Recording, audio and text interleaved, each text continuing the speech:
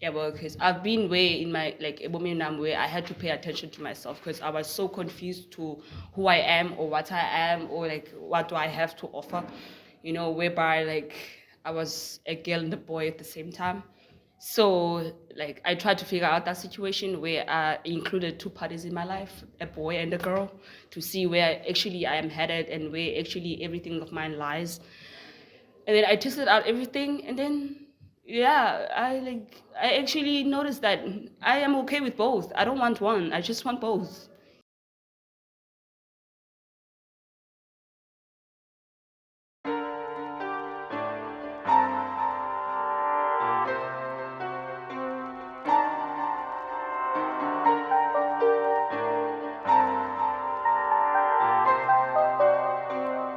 Igama lami ngingu-Aphelele wakwa-Adams. Ndilapha eNyanga. I'm taken. Not married but taken. Complicated, yeah, you can say. But yeah. What else? And I'm a community listener. Yeah, now my name is Abolelo Msutwana. I live in Crossroads. Currently, I am taken and I am 23 years old. Good day, this is Ntlantla Arthur Kamangana. I am a community listener up here, Philippi Village, and I also live up here, Philippi. I am 21 years of age, and my relationship status is complicated. Okay, cool. Thanks a lot for that. So, as people who are in their early 20s, how hard is it to date? To date. Yeah. To find a good man. Okay. Honestly, I wouldn't say it's hard to find a good man. What I would say is, along the way, there are temptations, right? Yeah. So that's whereby a guy's strength is like tested if he's gonna keep on staying a good man or he's gonna be tempted. So there are others who like fall into temptation, and there are others who actually like, no man, I know if I do this, it's not gonna be okay for me and the woman that I'm dating. So like it's not hard to find a good man, but it's hard to find a guy who doesn't get tempted. Yeah, well, I fully believe that relationships are meant for people, and honestly, there's a lot of love that we need to give each other. And yani, relationships, can we just, I'm nervous, please. Breathe, don't forget. While we're still on that conversation, for me personally, I look at relationships as a unity of two parts. So there has to be some sense of equalism, and for a relationship to work well, at least for both of the parties, there should be a sense of autonomy where a party can decide for themselves and be themselves. So that being said, for me, it's hard in the time that we are as a male, and a male who's very considerate and conscious of the conditioning and how we are as a community, especially a black community.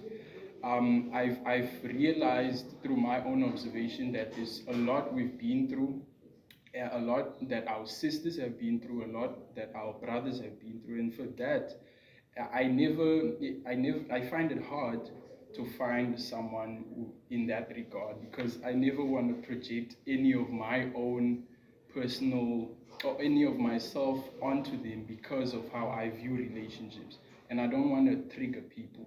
So it's hard to find someone in that regard when there's so much that the other party goes through. Yeah. I'm sorry to interrupt, with Arthur, but the question was, is it really hard to find a good guy, like a good male, like who's like, I'm a good man, I have a caring heart, I am nice, I am considerate, I have empathy, sympathy, I treat a woman good, I am really like, I'm a feminist as a guy. Is it really hard to find a guy who's like a feminist and considerate and nice and caring, all the good qualities? That's the question. Is it really hard to find a good guy, or should we ask the audience? No, yeah. I answered because I heard a good guy or a good lady. I don't know if my answer was misdirected or anything, but if I can then answer in that regard. Now I see it in the sense, but there's there's like there's a lot of good options for us as guys, né, because I don't know how I could put it, but most of our women are great. They are great, and they are beautiful, and all of that, and they are like they are powerful. But for there are options, ne, quality options, but there are kind of less options for us as guys because generally we males are head towards heterosexuality. But for females, there are more options because they don't limit themselves in certain ways, but it's not quality options because guys aren't really in tune with themselves. Most of us aren't. We're living outside of our own worlds. So I feel like there's more options but less quality options. That's why you find a guy can easily get into a long committed relationship, but for the female, they would find some conflicts because the relationship isn't really mutual. For the guy, they see a great woman who is empowered and all of that, but for the male, they're not really in tune with themselves and all of that. So they are getting more than they are giving, in a sense. Yeah. So with the pressure of social media on the rise, right?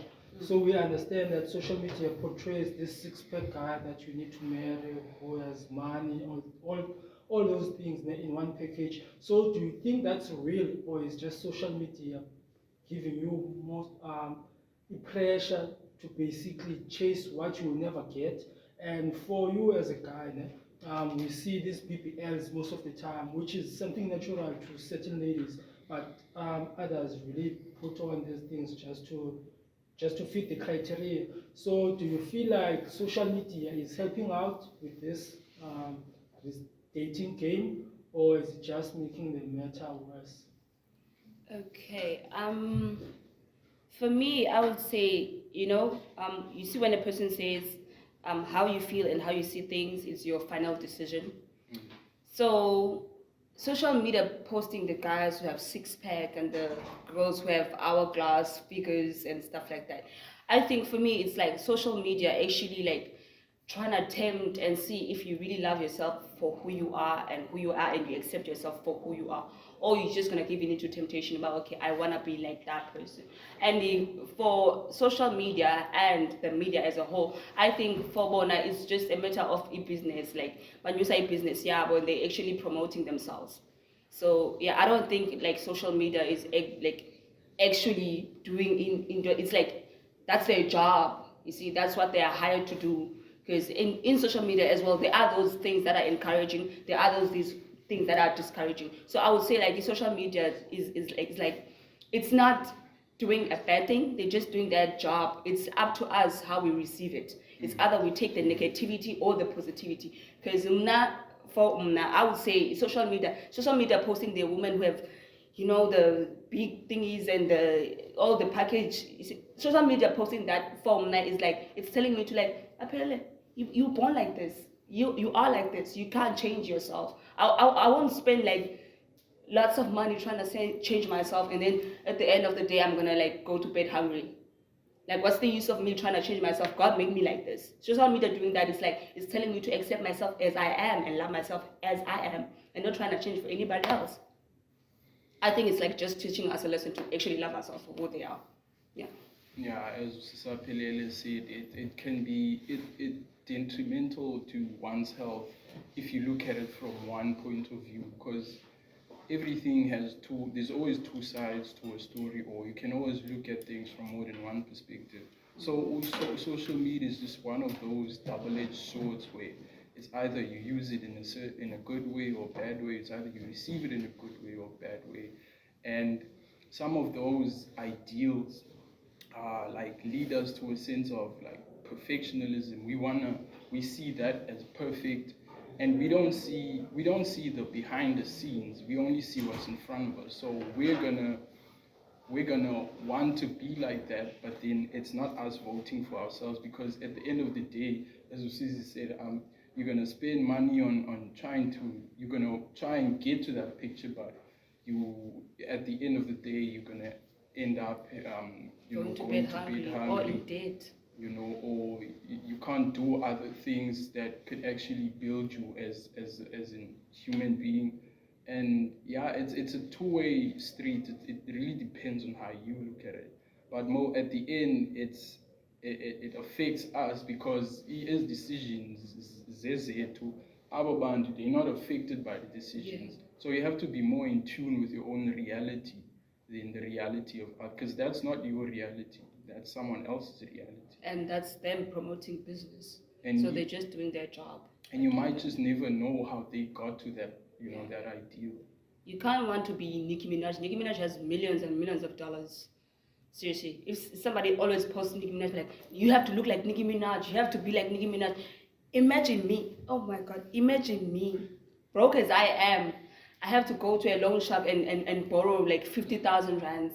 How am I gonna pay that? Because I wanna look like Nicki Minaj. Because like, if Nicki Minaj has the full package, I'm gonna go and do the full package. Next month, Nicki Minaj just changes her hair. I wanna go buy that hair. Like, how many debt do I have to actually go into to actually be perfect and look like Nicki Minaj? What is perfection in any way? So like, if Nicki Minaj is not perfect herself because she's not fulfilled with herself, for the fact that Nicki Minaj also wants to change herself. She's also not happy with herself. So how can we want to be like Nicki Minaj? God, that Nicki Minaj also is not happy with Nicki Minaj. You see what I'm saying? So if you change your boob, you're not happy with yourself because you're not happy with your boob. And then at the end of the month, you're gonna go change your butts, you're gonna change your feet, you're gonna change your face, you're gonna just change your whole entire you, and then you're gonna lose the identity of Apelele. You're gonna become somebody else. You see, like, you're not gonna be Apelele anymore. So yeah.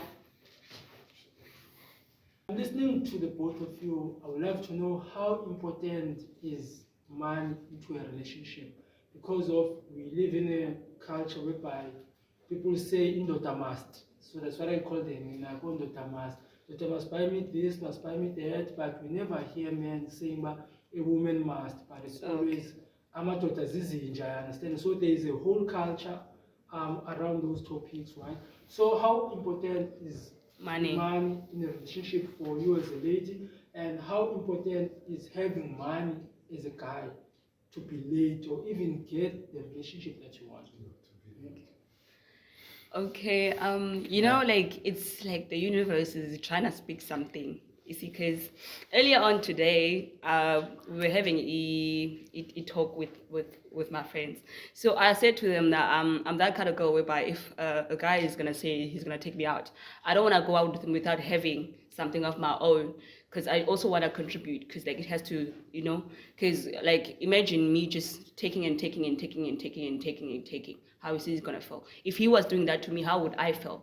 You see, that's how I view a relationship. So money in a relationship to me it's really not that important. I can just buy top-notch rice, carrots, and cook a really nice warm full meal as if I'm at a restaurant, and just chill with you and talk and just bond.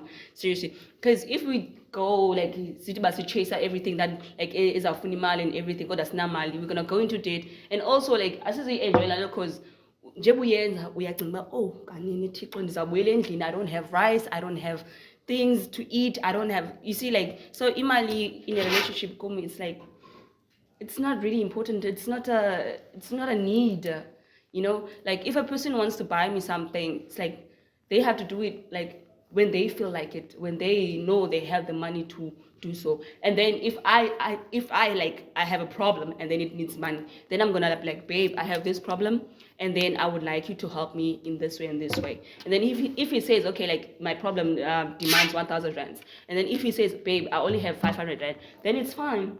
That's his contribution, and then I'm gonna try by all means to get the other 500 rand. Not like pressure him to be like, you have to give me this 1,000 rand. You are a guy. You are my man. You have to take care of me. No. My man is my father. Yes, he's the man who brought me to this world. He's responsible for me. So I can't put irresponsibility on another guy. So like, no, see, if he wants to spoil me, I'm gonna spoil him too. Like, it has to be a mutual thing. I don't want like him to feel like I'm taking and taking and just taking. I never give back. I just take and take. No. And Yani, it's like, it's not supposed to be that way, man. Like, it's supposed to be. We put too much power nati on money. Yeah. We don't respect it. It's like we give it too much power. And as someone who's never been in a relationship, ne, it's because of a fear that comes from all these cultures. Bana, as a man, my indoor must do this and this and that. Whereas I know it's not gonna benefit me in any way to always, do into ezithile without even, considering what it would mean for me. It has to mean something. I have to help you genuinely and not help you because I think like it's gonna give me something in return. Yeah. I think that's the mistake. Yeah, man, it holds us back from a lot of it holds us back from a lot of experiences that could possibly lead to Yeah. a better relationship ideal, because lendo yobana a man must, or even females themselves, it's the dream of other people. Society thinks bana it's supposed to be this way, but when I ask bana deep inside, this is not it. This is not voting for myself. And if you actually notice, like people saying that about, okay, a man must, it's part of a domestication, because you are also human. Nobody should tell you that this is what you must do, because you can do this, but it will make them happy and then it will make you sad. The moment it makes you sad, it's really not good for you. You understand? So like it's like it has to be like, okay, what I'm gonna do for you, yes, I'm gonna help you, and also I'm gonna feel better after doing it. I'm not gonna be like, I've been robbed. No, it's not supposed to work that way. So in my relationship, it's not like, it's like the tip of the iceberg. You see, it's like the tip of the iceberg. If you guys have money in your relationship, you're lucky, and then it's gonna be up to you guys if you use that money in the right way. You see, or a wrong way. Like you love me for what I have, not for what I own. You see, yeah. Okay, cool. So I've been seeing quite a lot of things happening in the township. Ne? So let me ask you this question first. Out of 10, how do you rate yourself from 0 to 10 in terms of beauty and everything that you bring to the table? I rate myself 11. 11 out of 10. Okay, cool. Is it the same? What's your thought? Yo, I rate myself a perfect 10. Perfect I 10. guess, Okay, yeah. cool. So can you please tell me who Rihanna? Why do you rate Rihanna? Rihanna. Okay. Let me be honest. From 0 to 10. Okay. If it was 5 years back, I know. I'm answering the question. If it was 5 years back, I would have said a 5. You see? Now I would say 11 too, because this is why.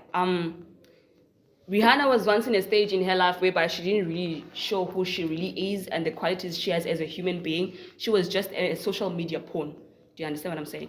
But now, as she fell pregnant and she had a child, like you're seeing more of who she really is and who she really is as a person. And on the inside, you see, like you're seeing the whole Rihanna without the social media and the makeup and the paparazzi and you're just seeing Rihanna as a human being, as a person.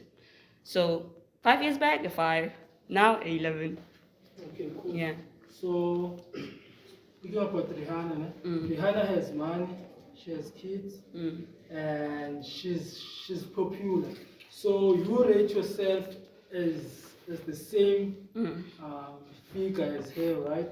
So how is that possible? Making sense? Yeah. Okay. Make that make sense. You're saying that Rihanna has money, has very much she has more money than she needs. Yeah. She has kids. She has a boyfriend. She has fame. Okay. I have family. I had a child. God gave me the understanding that I can actually give Mdana. I can actually produce Mdana. It's too bad that I lost my child, but I had a child. Now, I do have family. The money I have, it fulfills my needs. You see? So that's all I can actually want to fulfill my needs. Not actually like in them groove and other things else is just the cherry on top. You see, like I can't like yeah, I have all the needs I need to have in my life, all the support structure that I need to have. I have friends, I have a boyfriend, a loving one at that. Like I have all the things Hannah has, and I'm also beautiful in my own way. You see, she's beautiful in her own way. I'm also beautiful in my own way. In my world, I have everything that I need. Don't tell me about wants. In my world, I have everything that I need. So how many tough guys, or should I say criminals, have ever chased you? And have you ever turned down one? Have you ever turned one down before? Or how many rich guys have ever chased you and then you turned them down? You can share a personal story if you want. Okay. Yeah. This question. Like, yo. Okay. There are a lot of guys that have money that have chased me.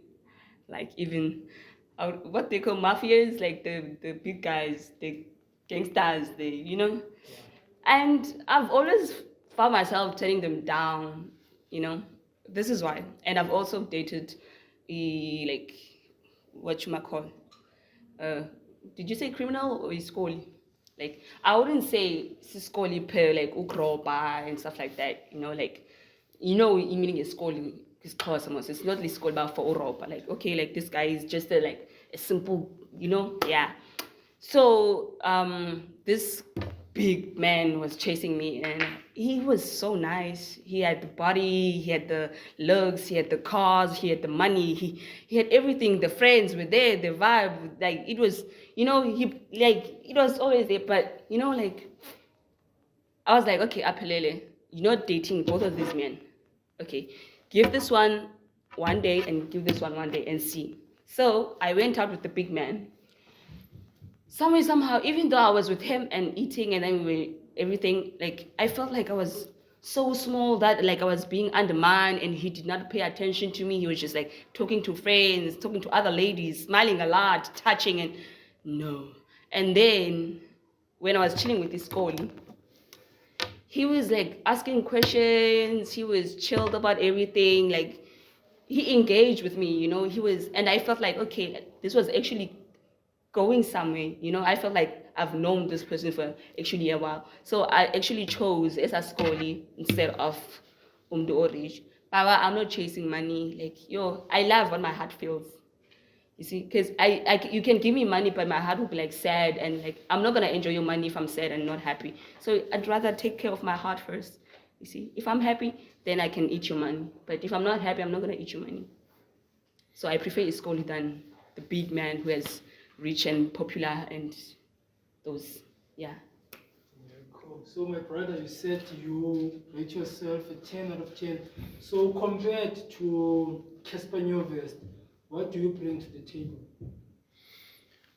What I bring is my own personal dream. Yeah, but Casper had his own dream. I don't know if he's fulfilled it yet. I don't know what was happening in his own mind or, his soul.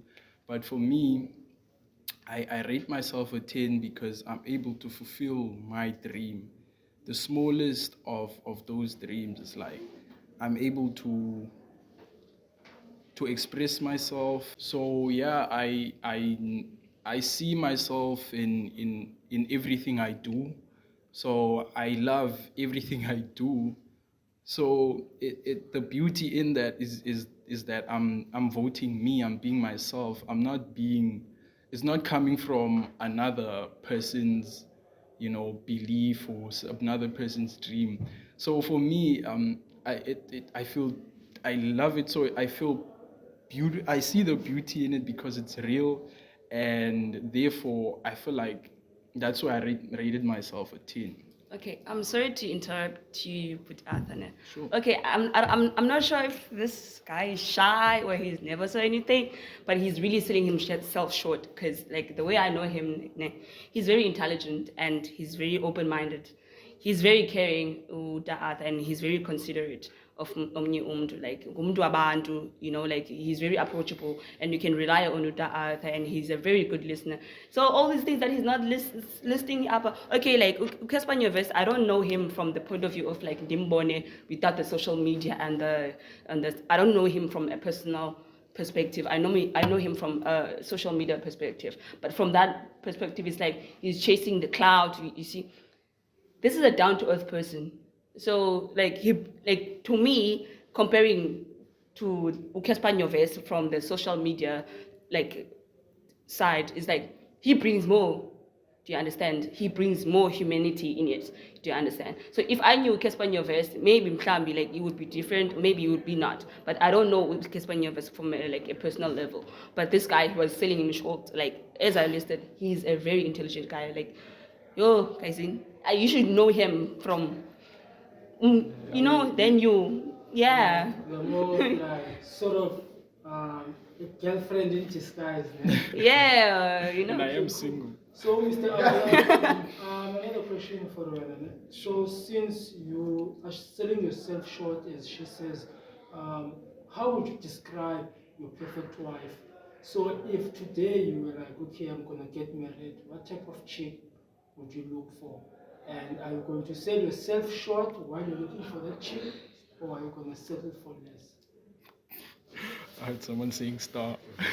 But yeah, sure, if you have something. Okay, he was gonna say something, but okay, like knowing him, he was not gonna sell himself short. He goes for the kind of woman that he deserves, and he knows the kind of woman he wants. You see, but it's actually up to the woman if the woman actually agrees or lets him in. But I've seen him in the game, like I know the kind of woman he approaches. Like he doesn't just approach, no. He first sits and observe and and then choose you from a million, you see, and then try and, you see. And then like the kind of woman he's always went for is like the down to earth, but also bubbly, shy kind of bit, but kind of loudish, like this person is the life of the party, but this person is not an outside person. Do you understand? Like, but nice man, like sweet, you kind, you understanding, yeah, and also a person who speaks her mind. Not him just yebo baba. No, he actually likes a woman who actually speaks his mind. I think he's the kind of guy who wants to be challenged, like not in a bad way, but like you like a girl who challenges you, like you see when she doesn't like something, she speaks her mind, and then when she likes something, she also says so. She doesn't just pick up all the bad stuff and stuff like that. Like, ufuna umuntu ozamchallenge, and not always just be there for the sake of okay, I'm there, I'm dating Arthur, but yeah. But you can also add to what I'm saying. I think you nailed some of the points, because like I'm lucky. The reason why I've never even stepped into that space is because I don't want to say that most of the women I've been exposed to have been directed to a certain condition or anything, but for me it's like I never really fully invested in that, because I know I don't wanna project myself into the next person, because I know the person should be themselves in that. So it's someone who knows who they are, and someone who knows what they want.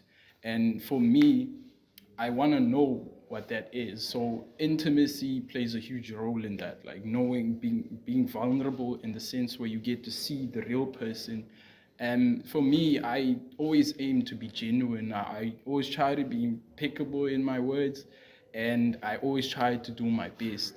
And I always keep an open mind. So I want that person to be like, to kind of fill that puzzle, and not really be the whole puzzle. The whole puzzle, yeah. I feel like you're explaining this better than me. Whoa.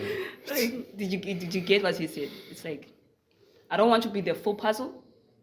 I want you to be like, I'm the puzzle. You should be 5 pieces of the puzzle. You have to fill the puzzle, not be the whole puzzle. Do you understand? Because there's no such thing as a perfect person or a perfect human being. So you actually like, I may lack in something, you might bring that something back and actually spark that something back in me, and I might spark something in you. Maybe you didn't like know how to listen to understand, and then by just chilling with me and getting to know me, actually learning how to listen and understand. You know, like we give, we take, we give. And maybe you didn't know a certain thing about yourself, and me bringing that It sense unlocks of that door. genuine inquisitivity in your world, we get to explore it together. You know? Yeah. So that's just how I view relationships on a personal level. Yeah. And just to answer your question, with the help of Usisi wami, Omhle. So, as well, we are speaking about relationships. Lady, you mentioned before that money is not something that's a need in a relationship. No? Yeah. So we understand that money goes with vision at times. So would you date a broke guy, like broke, nigga, Yes. ne? Who has no vision at all, he just wakes up, smokes, stands on the corner? Or would you just maybe mend him to be what you want him to be? Okay, I'm gonna answer your question and also share like a little experience from our life. No? I have, you see. I once met this guy from Cradock, Eastern Cape. That's my hometown. Love that place. This guy, like, a person might view him as a person who has no vision. I might view him as a person who has no vision or no way out, like he just smokes and stuff like that. You know? So I dated this person. I dated and dated and dated. We got to know each other, and I slept with this person. You know, and as I got like, I don't like sitting in a relationship and just going J. Like I like to like feel like black, you know.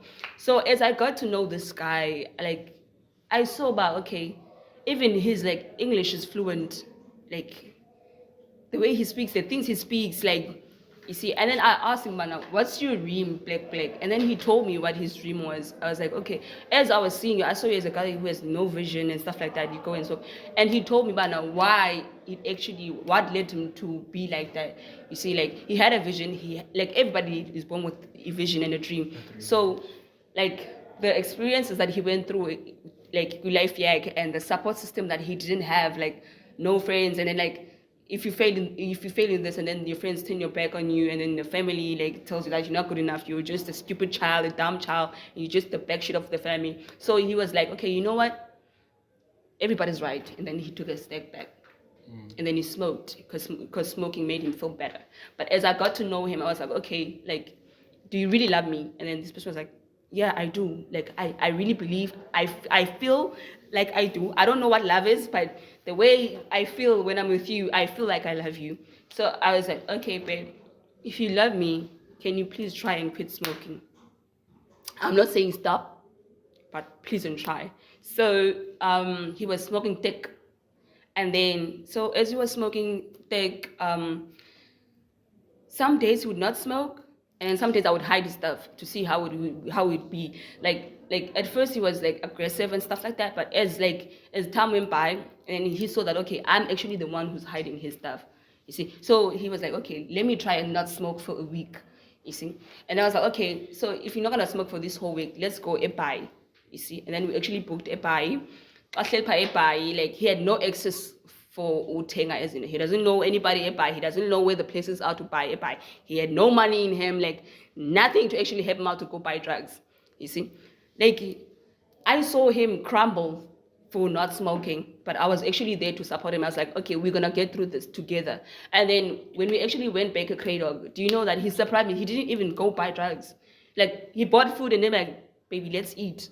You see, and then I saw him change. Like there are those people when you look at them and like they have no vision. That person just needs somebody who would actually unlock those doors, or like give them or cave the path of them actually finding the key to unlock the doors they've locked in their life. You see, because after what happened the weekend, like in PE, like we came back, like he started like trying to the point where he got save right. Do you know, like, he got himself right as a packer, and after that he got himself a liquor store. Do you know that, like, and now, like, yeah, he died, but yeah, I have illusion about abantu basempilweni abasweleke, but and yes, why. So like he actually bettered himself, and before he actually died, he was really changing, and what actually led to his death was like he quit smoking.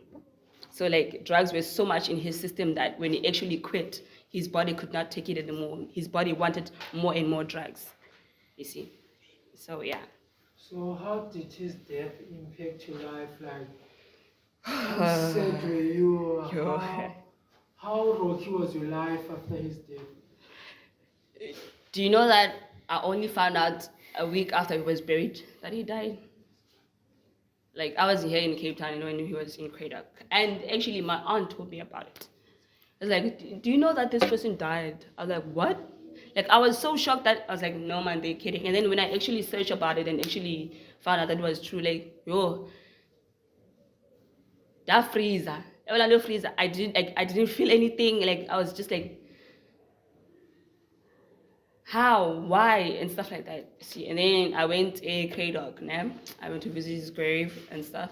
So I went to his family because his family knew me, and then I went to his family, and then we talked, and then I asked them, okay, what happened and stuff like that, and then they told me no, he quitted smoking after you, and then he was doing well, and you could see that his body was starting to fill up. So like they told me that him stopping drugs actually like was the reason why he died, because like his lungs and everything that was in him was so used to the drug he was smoking, the drugs he was smoking.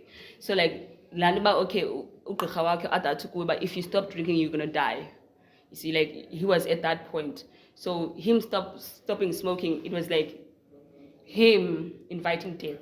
Do you understand? Like why Chaya and try to change his life, and then that's how he actually died, because he stopped smoking. See, like he smoked too much that his body couldn't handle not smoking.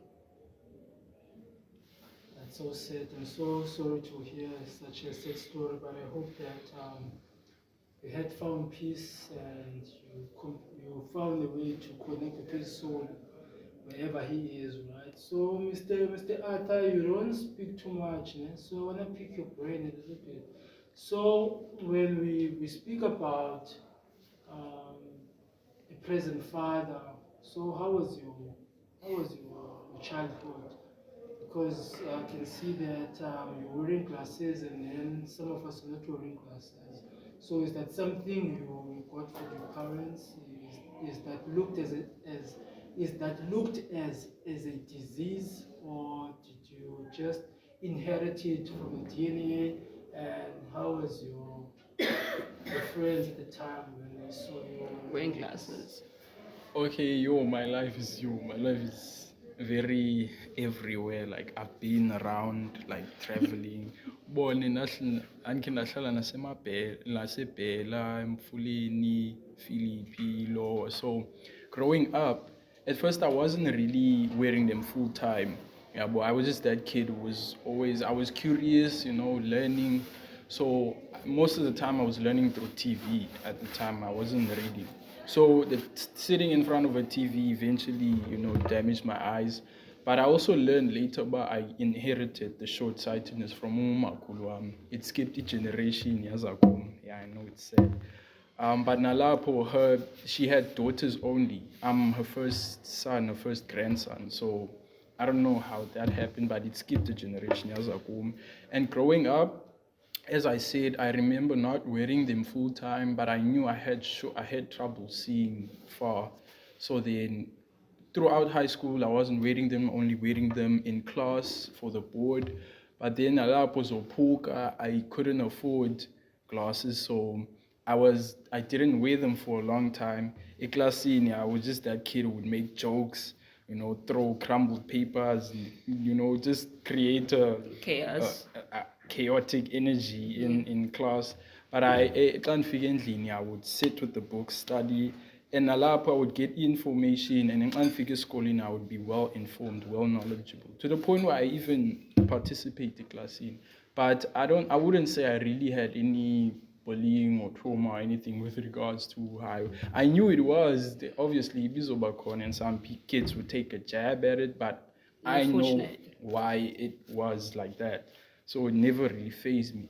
And with regards to a present father, childhood, I remember the last time I saw my biological father, who was a Namibian, was at age 7.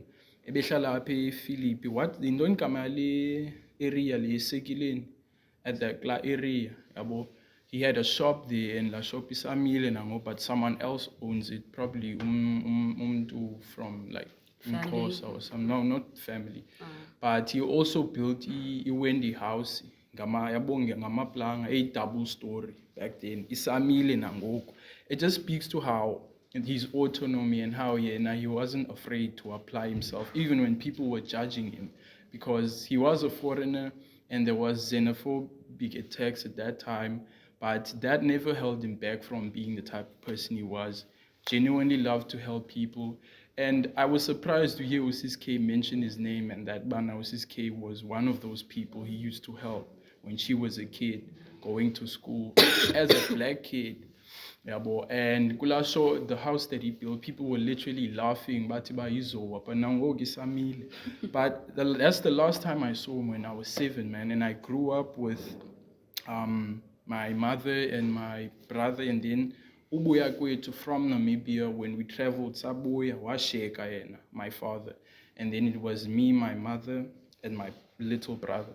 And then my mother came together with another man who was like into teaching, and then they got 2 children. So I have 2 younger step brother and sister. So then kula relationship, it was a whole different dynamic from the man I knew, but I would still call this man my father. I don't know, man, he started showing a different side, and then I calculated 15 years in that relationship, and all of that was like, I don't know if it's really personal, man, and there's a lot of trauma involved, but it was an abusive relationship. And growing up as a kid, and the type of person I knew I went through a lot, and I know I'm a firstborn, eh? My mother doesn't have a strong support system, and the best support system he'd ever have was a man who's outside of his family, outside of a country, but that man is now miles away. So it was just us.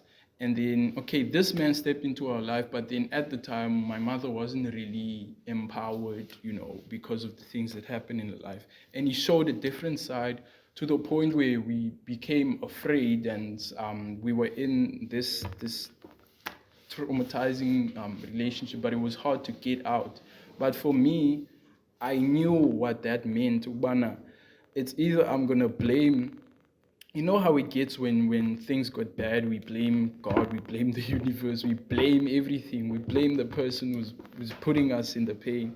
Yeah. But now I realized, Bana, that could never be the end of it, because I know what my life is. I know there's more to my life, and I know there's more moments coming. This is not the end. So what I did was I used the situation to get myself out of it, because there was so much suffering, but I hoped it was better. And in Kula Hope, I elevated myself, because I knew about Lomtu is not, this man is the type of man I'm not trying to be. So I never blamed him for everything that he put us through. And because I knew that he went through so much himself as an individual, and I know our country has been through so much, and we never really healed. And because we never really healed, it forced us into certain conditionings.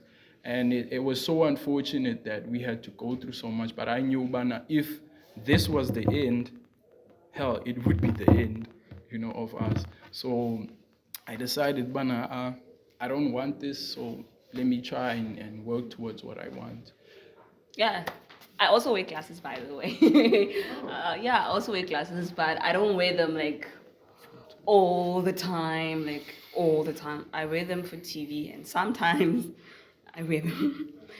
Thing is, I don't like people when they like. Some people say glasses suit me, but there are those that act surprised when they see me with wearing glasses. Like, you wear glasses, as if it's something wrong. So I'm like, let me not wear these. So yeah, I also wear glasses. Some people take it as a disease or bad thing, but some people don't.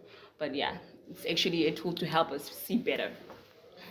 Okay, so Apelele, you did say you once dated a thug and you being wanted by a criminal. So I would like to ask, how would you define your dream guy? My dream guy. Okay, Dream partner. a man who's caring, I would say, who's nice, who's actually considerate. I'm not saying that he must be a pushover, that he does everything that I want. I want him to like actually, if he doesn't like something that I'm doing, to actually say that he doesn't like what I'm doing. Nah, and then yeah. Also, a guy who's not everywhere, man. I don't want the fact that when we go out, I have to be your mother. Where don't do this, don't do that, sit down, don't talk to. Like my dream guy is just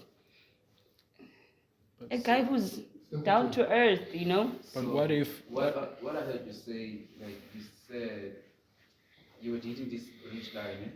No. And no, listen. What I heard you say at the time, Okay. you said you were dating this rich guy and that guy, Broke guy. this broke guy. Yes. You also said that guy. It's Scoli. Yes. Yeah. Yes. So you chose you chose to leave that guy because he was not giving you attention and stuff. Man, Because he was giving me my wants, not my needs. And then the broke guy was giving me my needs. did you like My wants, no, he didn't. That's why I actually loved him. Because like He gave you both your wants and your needs. no, he gave me my needs, you know. And he like being like day once, you know, he actually gave me what I needed. I only be the one who's gonna come about, okay, baby, I want this, which is like tell me you want, and then I'll be like, baby, can you buy me this? Okay, baby, can you do this for me? And then maybe you want, and then I'll be like, okay, I answer. But if it's something that do you really need this or do you really want this? Because if I do it for you, at the end of the day, you're still gonna not be happy.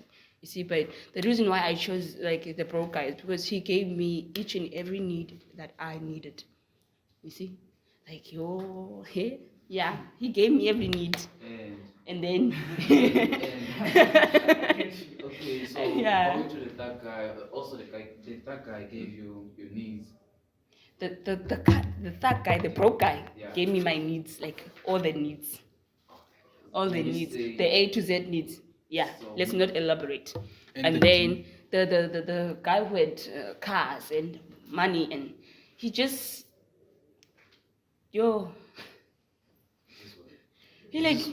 was there because of money. Like he was there because he wanted something, so he gave like you what you wanted. like he gave me exchange. You know, he wanted me to be this So he made you feel like blessee, Something you know. you're not. You know, he wanted me to be this blessee who's like, I'm not working, I'm wearing nice clothes, my blesser, you no. No. You see? So I was like, no. And I did not feel that safeness with him. I felt like, this guy can take me and drag me and sell me to other people. You see, like the moment I don't feel safe with you, there's something wrong. Ooh. So you felt safe with that guy. I felt safe with the broke guy. That guy gave me safety and safe space. He gave me He gave. A D to Z, from A D to Z, No, he gave me A to after Z. Oh, it's and the D. A to Z plus. And the and is it plus? Emphasis on the D. yes. Okay, that. Hey. So when Mr. Arthur, you said your perfect partner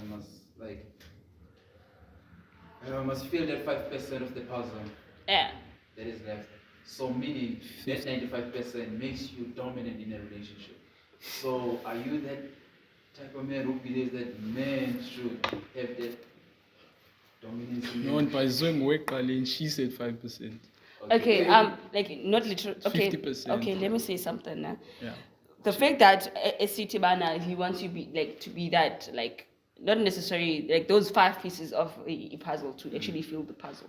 Like he meant in a way, but he's not gonna be like the dominant type of relationship. No, it's just that he doesn't want you to feel responsible for now to the point that you have to do everything in in the relationship. Do you get? Yeah, same like kind of dynamic where it's like I don't want you to complete me. I'm already complete by myself, and I want You you just to add add as much as now you complete as yourself, and I'm gonna add to you.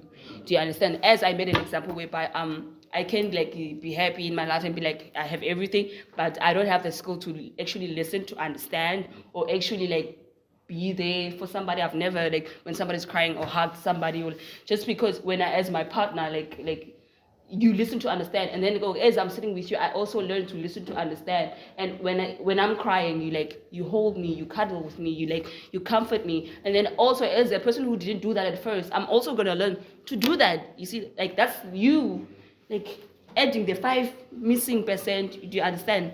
Like not necessarily about dominance. You see, it's like So you say inner ed, like it's like they say about we learn from each other. Like you have something that I don't know that you might teach me, I have something that you don't know that I might teach you. No matter how little it is, it's pay attention to the little things matter. Yeah. So does that answer your question? Are you yeah, it does. okay? So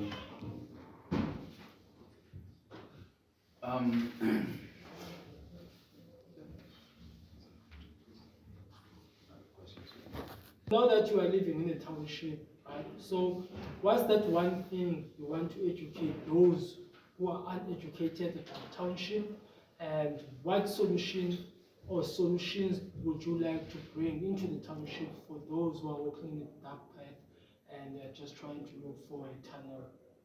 Okay.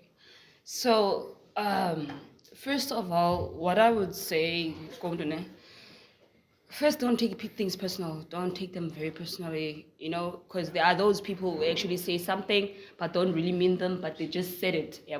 And they didn't think that it would actually go that deep, and they thought it's not that deep, you see. And I would actually say to a person going through something or hardship, don't rush yourself. Like, take your time. Like, really take your time, because if you rush yourself, you're gonna end up like crumbling at the end, like at the middle of the road, because uzawuhamba and you're going to tell yourself that you're over this situation and you've passed through it, and then something is going to happen in the long run and it's going to trigger, and then you're just going to blast, and then it's going to be a mess. So that's why I'm actually saying that, like, actually take your time. Okay? And if you feel like you don't have anybody to talk to, or like you don't trust your friends enough to talk to them, or your parents enough to like actually talk to them, you can even take your doll. You see that teddy bear? Take that teddy bear, sit with this teddy bear and talk to the teddy bear, just like you talk to your diary. Do you see? Like, talk to that teddy bear, and trust me, like it will feel like you talk to another person even though you didn't, because you feel like, okay, like this person was listening to me, you see, and then you end up finding the solutions yourself. Do you understand? And also that like it's okay. It's okay to feel left out, or to feel like sad or angry. It's okay. But in all that, take your time and don't push people away, because there are those people who really want to help you, and that there are those who like, yeah, they're helping just because they want to see how you're gonna fall, you see. That's why I'm saying actually take your time. And actually your God tells you, or like if a person is helping you out of benefit, or there's an agenda, you always feel that, but okay, there's something amiss. Do you understand? So like also trust your gut. If it's telling you, okay, this is not good for you, that's okay. It's probably not good for you, Just be patient with yourself, man. Like that's the main key. Don't rush yourself. Just be patient. Everything will happen in its due time. Do you know? Yeah. And nothing's impossible. Yeah, I'm gonna reiterate on that. Like, pay attention to yourself, as Swam says, because you have everything you need to get through the challenges in life, to get to your dream, to get where you want. Your gut feeling will never disappoint you, will never work against you, because it is you. Your body is intuitive, and it senses everything that happens around you, and it sends messages to you. So every time you feel like you can't handle anything, or you feel like you're missing something, but just come home to yourself, pay attention, and notice what is happening, and then from that you will you will find what you need to do. Yeah. For example, I've been in so many situations whereby I could have, like, I knew Bana doing this, hey, it's like I'm stabbing myself, it's like I'm hurting myself. But then thanks to me paying attention to those little moments, and it could be a split second, I found like what I needed to do for myself. Yeah. So yeah, Osiswam nailed it, and it really it helps paying attention to yourself. And we have this thing as human beings that we're so afraid of solitude. Like, Yeah. we always want to have someone next to us. Yes. We always want to have someone to validate us, when actually in that silence, imagine what you could actually find out about yourself if you actually think about the experiences you've been through and what they've meant to you. Yeah. So yeah, man, sometimes you must also go into that darkness, and we're not saying, Bana, you like don't be afraid. Like, just don't let the fear control your life. Yeah. Be courageous, and yeah, man, you will get what you need. Yeah, From that. yeah, as nayo put a message about okay nayo, like ebomini bakhe, he was once there, like what you sense into why born about okay, this is like stabbing myself in like with like 15 knives in the back. Yeah, because I've been way in my like ebomini where I had to pay attention to myself because I was so confused to who I am or what I am or like what do I have to offer, whereby like I was a girl and a boy at the same time. So, like, I tried to figure out that situation where I included two parties in my life, a boy and a girl, to see where actually I am headed and where actually everything of mine lies. And then I tested out everything, and then, yeah, I actually noticed that I am okay with both. I don't want one, I just want both. Did you get my point? Yeah, like, I figured that, okay, this is the side I like the most, but I also have a space for this girl as much as I have a space for this guy. Do you understand? Yeah. So yeah, and thank you for everybody for like participating and listening. And guys out there, be patient with yourselves and listen to yourselves. Thank you.